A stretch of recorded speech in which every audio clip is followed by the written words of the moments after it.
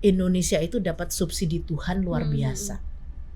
Janganlah kita ini menjadi umat yang tidak bersyukur. Kalau moodnya lagi nggak bagus, jangan ke sawah nanti bikin susah padi saya. Kehebatan pertanian Indonesia bukan hanya terletak kepada keanekaragaman hayati pangan, tetapi kearifan dan spiritualisme yang melekat.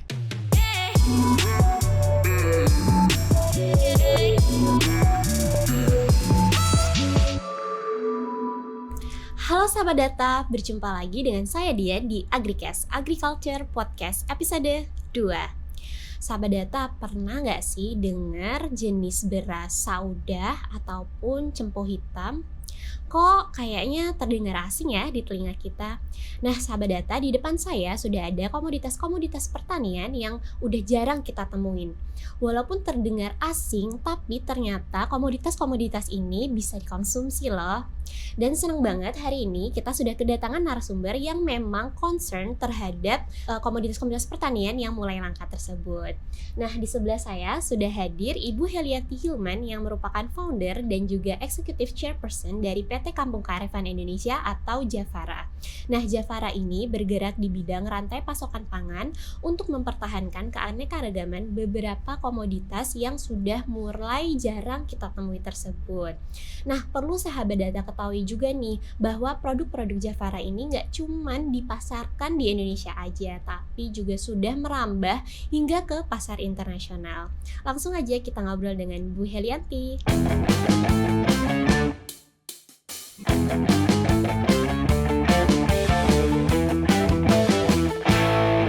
Halo Bu Helianti, apa kabar? Baik, Alhamdulillah. Saya panggilnya apa nih, Ibu Heli aja. Oh, Ibu Heli aja ya, Ibu Heli. Oke. Makasih ya Bu sebelumnya sudah bersedia hadir Dengan di podcast kita hari ini.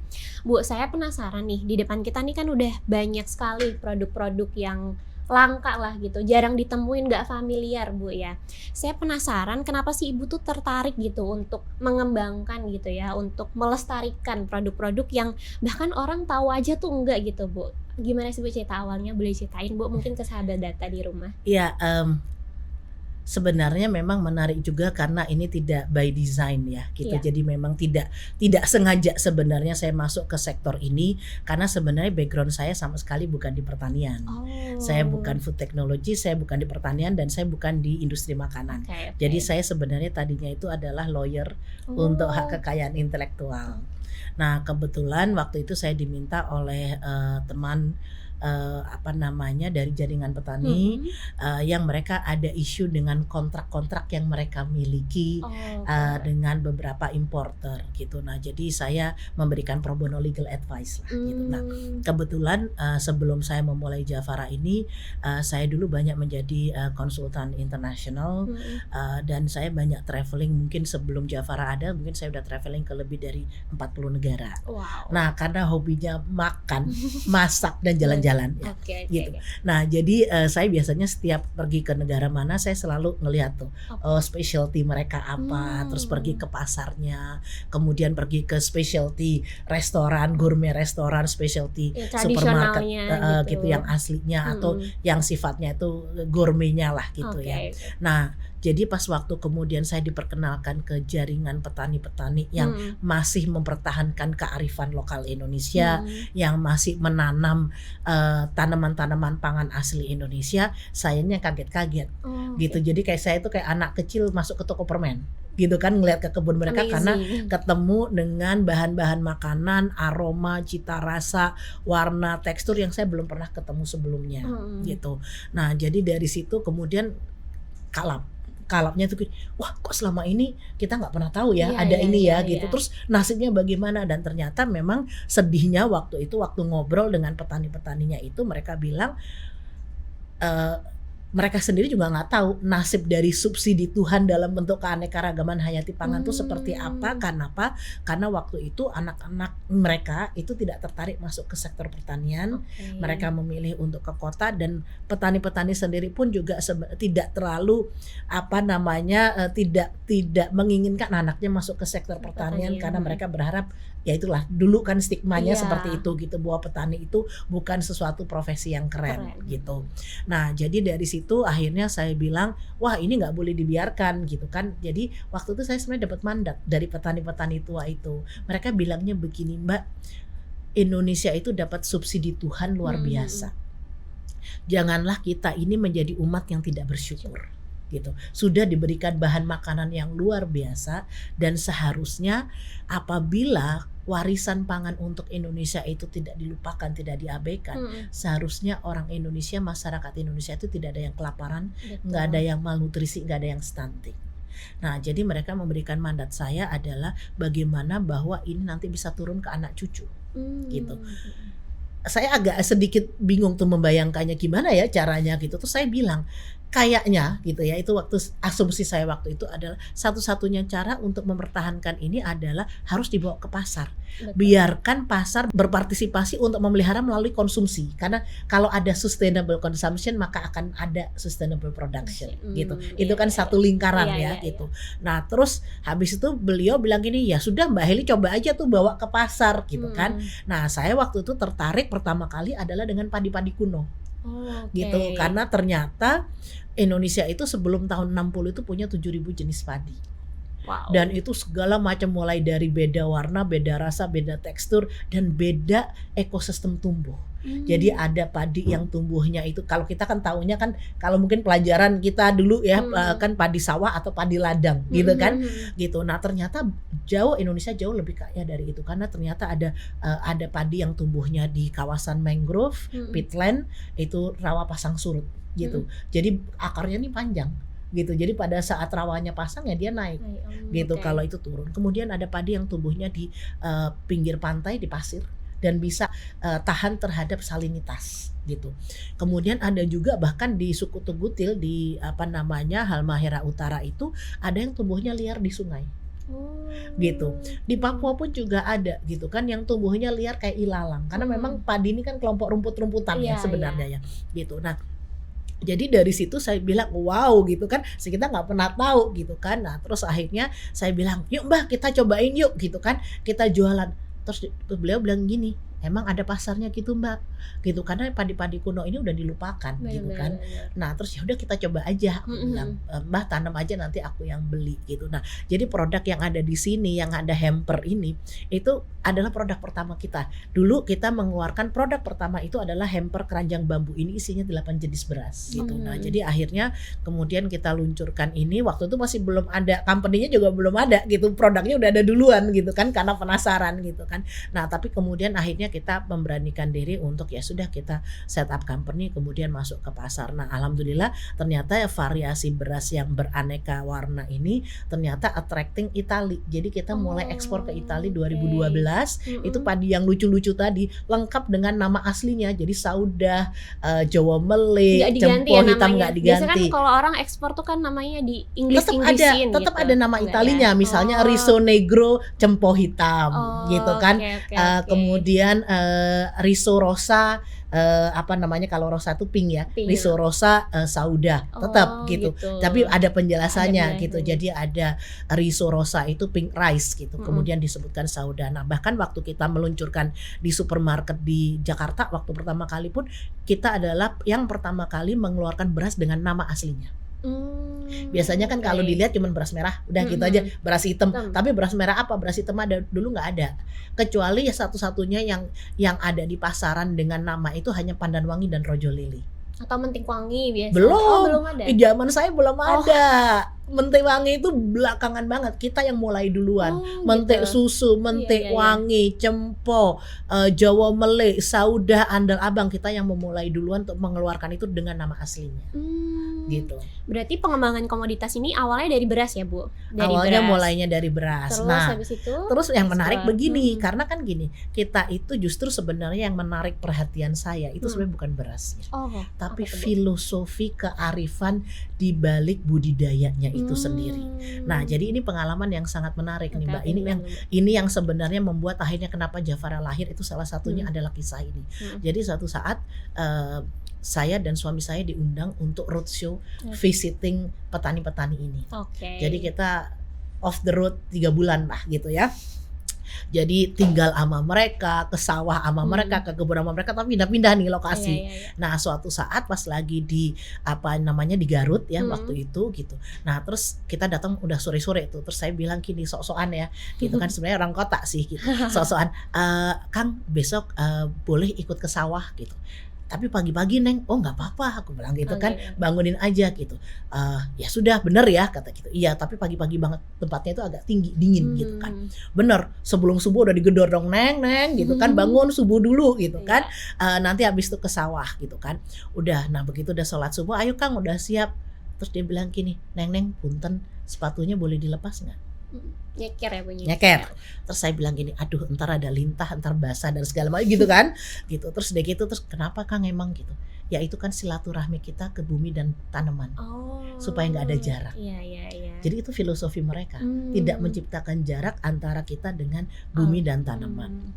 Terus kata suami saya, udah gak usah cerewet, lepas aja sepatunya. Gitu kan dah.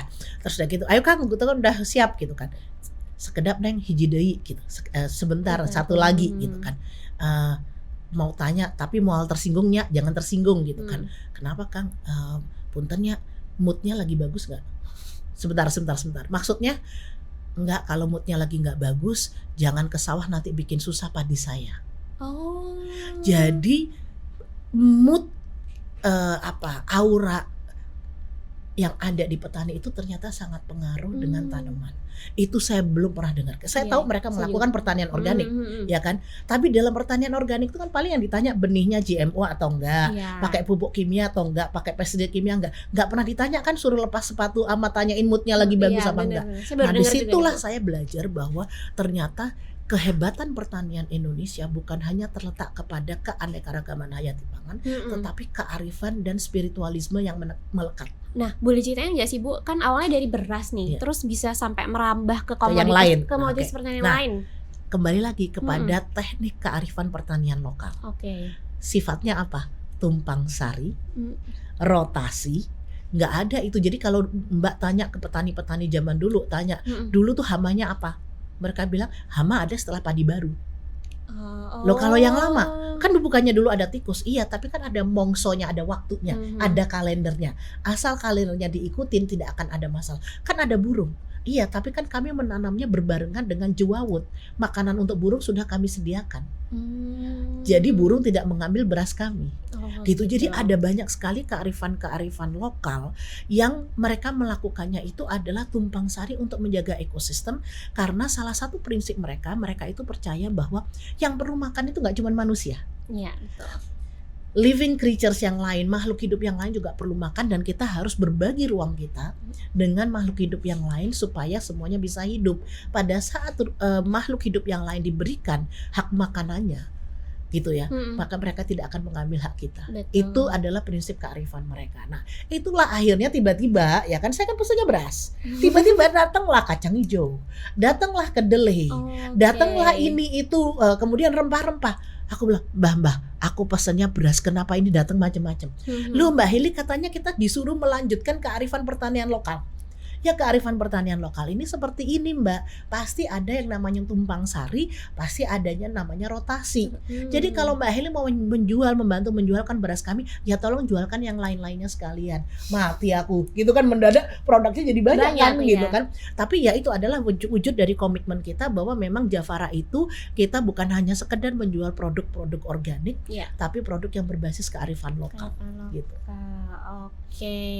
Berarti justru awalnya petani-petani itu yang approach ibu malah. Betul. Jadi sebenarnya itu orang suka salah mengatakan dulu dapat petaninya gimana. Sebenarnya kebalik gitu kan. Jadi saya yang di-invite oleh mereka masuk ke jaringan mereka untuk membantu mencari solusi gitu. Jadi dulu itu sampai saya itu punya nickname. Bukan nickname julukan profesi gitu kan. Jadi mereka bilang gini, Bu Heli itu kulaannya, kalau orang Jawa kulaan itu maksudnya belanja ya gitu. Belanjanya itu bukan produk. Jualannya bukan produk. Bu Heli itu kulaan masalah, jualan solusi. Belanjanya belanja masalah, jualannya jualan solusi gitu. Nah, jadi artinya di mana ada problem yang dihadapi oleh petani, maka kita menggunakan product development dan penetrasi pasar sebagai solusi terhadap problem itu. Gitu. agak jauh ya Bu sebenarnya kalau kita lihat dari Ibu lawyer basicnya tiba-tiba terjun ke dunia makanan gitu ya. Itu gimana sih Bu caranya, kan ini petani yang approach Ibu nih. Terus Ibu bisa meyakinkan mereka kayak ayo kita tetap memproduksi ini, kan pasti petani tuh ada kalanya jenuh kali ya Bu, atau sebenarnya enggak? Begini, kebalik. Awalnya kebalik. mereka yang meyakinkan saya. Gitu kan. Jadi sebenarnya bukan saya meyakinkan mereka, mereka meyakinkan saya bahwa ini kalimat yang saya sampai sekarang tidak pernah lupa. Mbak Heli, tidak akan pernah ada yang sia-sia dari apa yang Tuhan berikan untuk bangsa ini. Janganlah kita menjadi umat yang tidak bersyukur dengan mengabaikan dan meninggalkan apa yang sudah Tuhan berikan. Itu kalimat mereka mengkonvins saya. Gitu kan. Nah, pertanyaannya kan kemudian adalah bagaimana melanjutkan ini supaya bisa sampai ke anak cucu. Saya bilang ya sudah, kita mobilisasi pasar gitu. Tapi premis itu berangkatnya dari keyakinan mereka bahwa tidak ada satupun yang diciptakan Tuhan yang sia-sia gitu. Nah jadi sekarang pertanyaannya adalah bagaimana untuk meyakinkan mereka bahwa cara ini yang harus kita tempuh. Jadi bukan apa yang harus dilakukan, tujuannya kemana, mereka sudah tahu tujuannya kemana, mau meneruskan ke anak cucu, ya kan gitu. Tetapi caranya gitu kan. Nah, jadi sebenarnya satu hal yang saya belajar, mereka ini bicaranya bahasanya adalah bahasa hati. Gitu ya. Kita tidak akan pernah bisa meyakinkan mereka dengan ucapan. Gitu. Jadi yang harus kita bereskan dulu adalah niatan dan hati kita. Betul. Gitu. Pada saat kita bicara dari hati dengan niatan yang baik, yang insya Allah baik, maka tidak akan pernah ada tentangan. Tentangan akan terjadi adalah kalau kitanya sendiri punya vested interest. Gitu. Karena kita tujuannya sama-sama mau mempertahankan apa yang dimiliki oleh bangsa ini gitu ya. Jadi insya Allah tidak ada tentangan itu gitu. Nah jadi itu tadi justru PR terbesar kita adalah menjaga, memastikan bahwa kita masih lurus dengan niatan dan cita-citanya tadi gitu. Kalau Bu saya boleh tahu nih Bu, tadi kan petani yang approach Ibu nih, sekarang berapa sih Bu jumlah petani yang sudah bermitra? Ini yang menarik ya, kita memang terjadi dinamika nambah kemudian turun. Kenapa turun? Nah jadi gini, banyak sekali produk-produk komoditas itu yang tadinya itu istilahnya gini, bahkan tidak punya tempat di tempatnya sendiri. Jadi contohnya saya ambil sorghum di NTT. Di NTT itu di Flores itu ada 55 jenis endemik sorghum kalau nggak salah ya kan. Nah tapi pada waktu Mama Maria Loretta mau mensosialisasikan lagi konsumsi sorghum versus beras ya kan. Nah nggak ada yang tertarik. Orang di sana mereka menganggap bahwa nggak berkelas deh makan sorghum gitu kan. Hanya saya ditelepon, Mbak Heli boleh bantu nggak ngejual ini? Nah jadi yang kami lakukan adalah membranding sorghum itu, sehingga orang-orang kota, orang-orang Jakarta dari yang tadinya nggak tahu jadi tahu, kemudian jadi trending. Begitu trending, akhirnya apa? Berbondong-bondong lah orang ke sana, foto-foto di lahan sorghum, ada liputan sana, liputan sini. Akhirnya apa? Orang sana jadi bilang, oh ternyata trending ya. Akhirnya sekarang kita nggak kebagian barang. Ya kan? Kenapa? Karena sudah menjadi konsumsi umum di sana. Jadi kan tentunya mereka pasti akan mengutamakan konsumsi dulu ya, keperluan mereka. Kenapa? Karena ini lahan kering. Lahan kering itu tanaman yang cocok. Itu adalah sorghum, jewawut gitu kan. Nah jadi itu memang mereka perlukan untuk konsumsi mereka gitu. Nah jadi kenapa ada dari dulu 52.000 kok sekarang nggak 52.000? Karena memang tugas kita adalah membantu mempopulerkan dan membangun rasa percaya diri gitu kan, rasa kekerenan tadi gitu kan untuk mengkonsumsi pangan lokal. Dan pada saat kemudian itu sudah tercapai ya memang akhirnya supply kita menjadi terhenti ya nggak apa-apa, karena memang tujuan kita kan membantu untuk itu bisa tetap hidup. Apakah itu dengan masuk ke pasar yang luas atau bahkan ke pasar yang lokal gitu, seperti itu. Berarti sekarang kalau yang sekarang nih Bu, kalau yang sekarang yang konsisten ya gitu itu sekitar 9.000 sampai 10.000 kakak. 10.000 kakak berarti mungkin kalau sama istrinya 20.000-an kali ya Bu, gitu. 20.000-an karena biasanya paling tidak suami istri istri gitu. Ya biasanya suami istri. Nah Bu, selanjutnya apakah petani-petani tadi itu berarti apa Bu, dari Sabang sampai Merauke ada? Ada ya. Jadi memang produk yang kita ambil dari setiap daerah beda-beda karena kita mau mencari yang terbaik dari daerah itu gitu kan. Jadi kayak misalnya kita ambil yang ekstrim deh, paling ujung ke ujung ya. Bu, Aceh itu kita ada kopi dan emping melinjo. Emping melinjonya enak sekali. Nah kalau di Papua kita ada sagu gitu kan, dan plus yang sifatnya sangat niche market, karena kita kan ada premium mass, ada premium niche, ya kan. Nah, yang premium niche ini kita ada garam dari tanaman. Itu sebenarnya produk orang suku di sana yang kemudian kita bantu produk developmentnya supaya bisa masuk ke standar internasional. Garam itu ternyata nggak cuma dari laut ya, Bu? Enggak. Jadi di Indonesia itu ada garam gunung, ada garam laut, ada garam dari tanaman. Oh, saya baru tahu loh, gitu, Bu. Dan itu sodiumnya rendah gitu. Oh, gitu. Berarti 20.000 petani tersebar dari Sabang. Petani perimba nelayan. Petani perimba nelayan. Petani ini yang ke lahan gitu ya. Jadi mereka budidaya. Kalau perimba itu kebanyakan mereka mengumpulkan dari hutan. Bisa rempah-rempah, bisa madu gitu. Kemudian bahkan yang kayak sagu pun itu kan tanaman liar sebenarnya. Kan hutan sagu ya gitu sagu, mereka. Betul. Bukan hutan budidaya sebenarnya. Dan gitu, juga gitu. Nelayan. Kemudian nelayan karena kan yang pesisir kan kita ada garam. Ya kan, kemudian tentunya ada ikan, ada apa gitu kan, kayak kita ada ikan asin, ada ikan roa kayak gitu. Nih Bu, saya mau pertanyaan tambahan nih, kalau misalkan nih kan produknya udah sampai luar negeri ya, itu awal dari luar negerinya gimana sih Bu? Atau Ibu yang approach atau dari sana ada demand ya memang? Jadi begini, sebenarnya ini ceritanya agak lucu juga. Kita tuh kecepatan. Oh, kecepatan. Jadi 2008 waktu Javara berdiri, pasarnya di sini belum siap. Itu yang pertama. Yang kedua, ternyata ngurus izin edar di negara sendiri lebih susah. Ya kan, gitu. Nah, sementara kan tadi semakin lama kan petani yang mau bergabung tambah banyak nih, ya kan, gitu. Sementara market yang di dalam waktu itu masih didominasi 3 kategori ini. Satu adalah ekspat. Ya kan? Yang kedua adalah yang usianya 50 tahun ke atas karena punya memori masa kecil dulu mengkonsumsi barang yang lucu-lucu gitu kan. Yang ketiga orang yang sakit-sakitan, either cancer, diabetik, yang mereka harus berpindah ke pola makanan yang lebih sehat, termasuk juga dari mereka yang ada autis atau autoimun, sehingga mereka harus ada opsi makanan yang lebih cocok buat mereka gitu. Nah, tapi market itu waktu itu terlalu kecil. Sementara semakin lama jumlah produk semakin banyak, petani yang bergabung semakin banyak. Nah, sehingga akhirnya 2011 saya memberanikan diri untuk ekspor. Gitu, awalnya dari satu negara, satu buyer, satu produk gitu ya. Akhirnya ternyata kita baru sadar memang kita cocoknya ini adalah untuk saat itu adalah untuk pasar ekspor. Sehingga kita mulailah. Jadi di Indonesia itu kita nggak dianggap, satu memang konsumsi untuk produk sehat belum besar. Yang kedua apresiasi terhadap brand lokal juga masih buruk sekali, masih rendah sekali. Justru barang-barang yang langka ini lebih laku di internasional. Betul, karena kan kita baru terakhir ini kan bawa yang namanya artisanal local brand. Pokoknya lagi seksi lah gitu ya.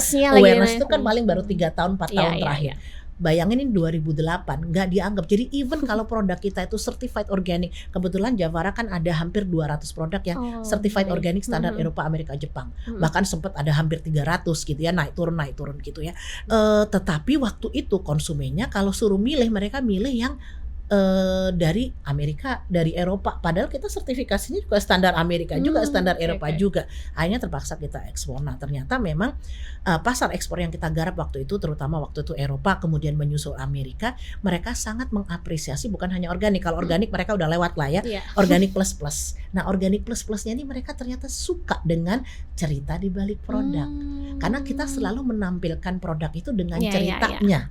Ya kan, dengan wajah di balik itu. Setiap tahun sebelum pandemi, Javara itu selalu mengirim petani-petani championnya ke luar negeri untuk hadir di forum internasional, untuk ikut di pameran gitu ya. Dan kita memang pengennya kan menciptakan panggung untuk mereka gitu kan.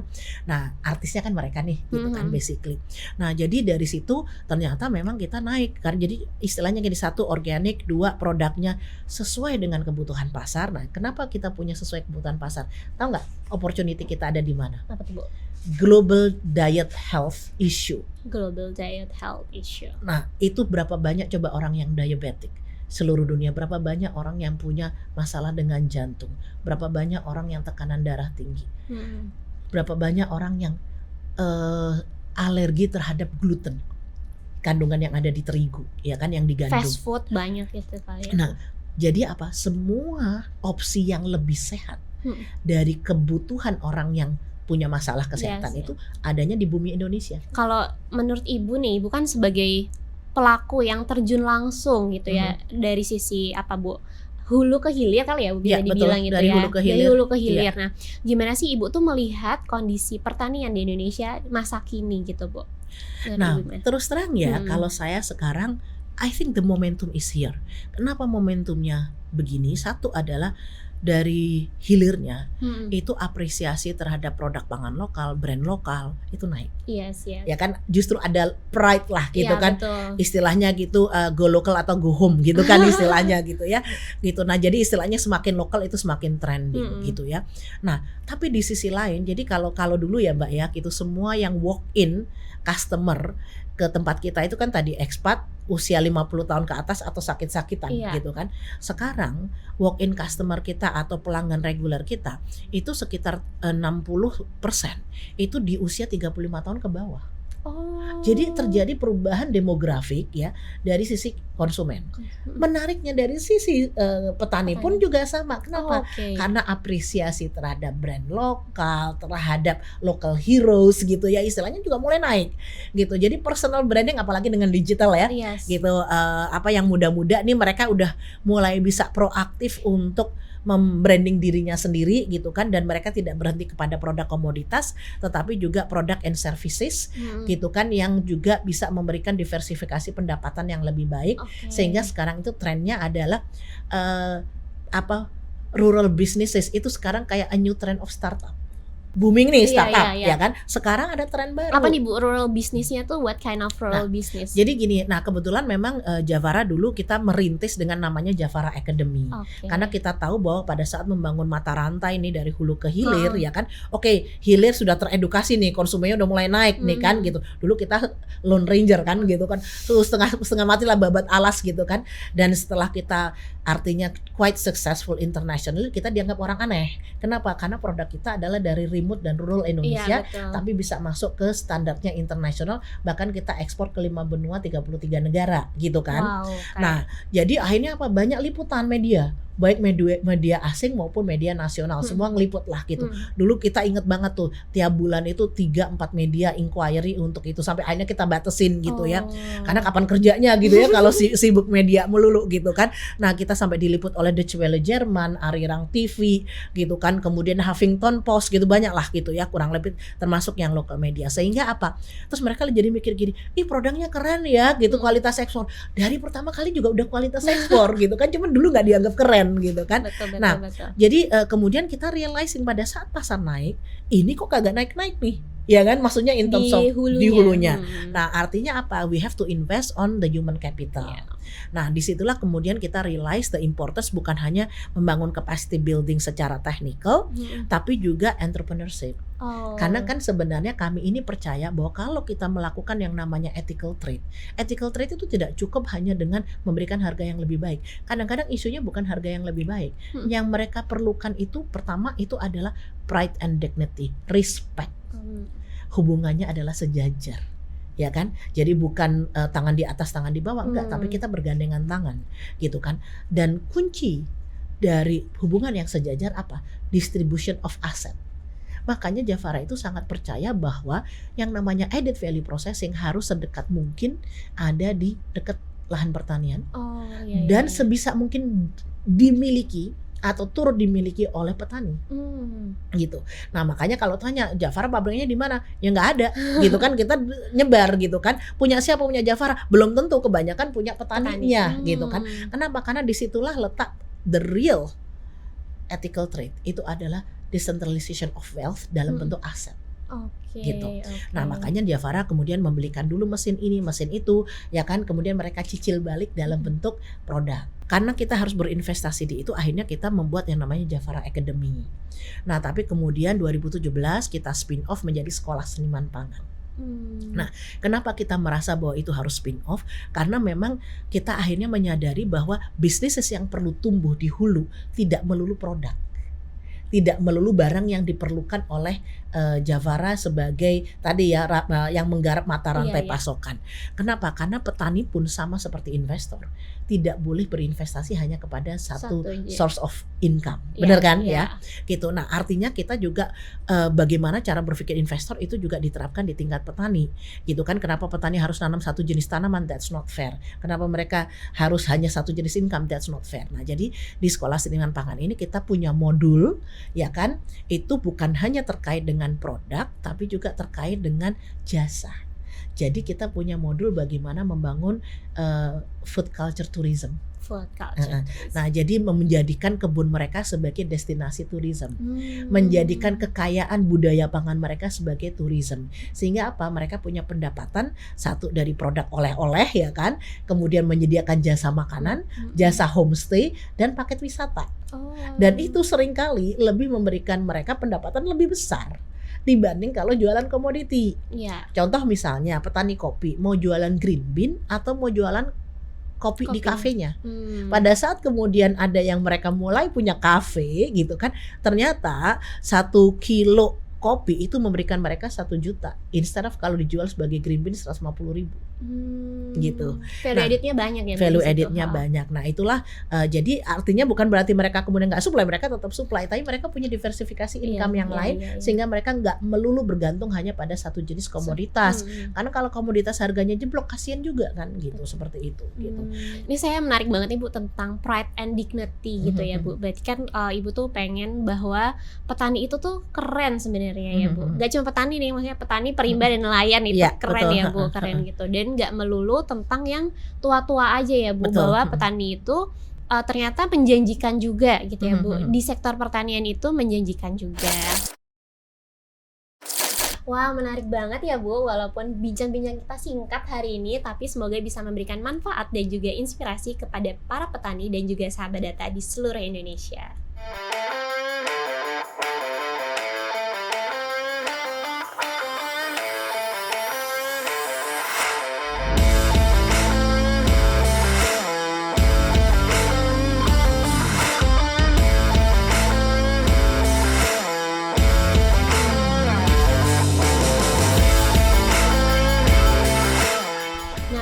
Sebagai informasi nih Bu ya, bahwa tahun depan BPS akan melaksanakan sensus pertanian 2023. Nah, para petani ini nanti akan didata nih Bu semuanya di sensus pertanian 2023. Mungkin Bu Heli bisa mengajak para petani ya, termasuk yang ada di Javara juga, untuk ikut berpartisipasi ke dalam sensus pertanian. Monggo Bu, silahkan.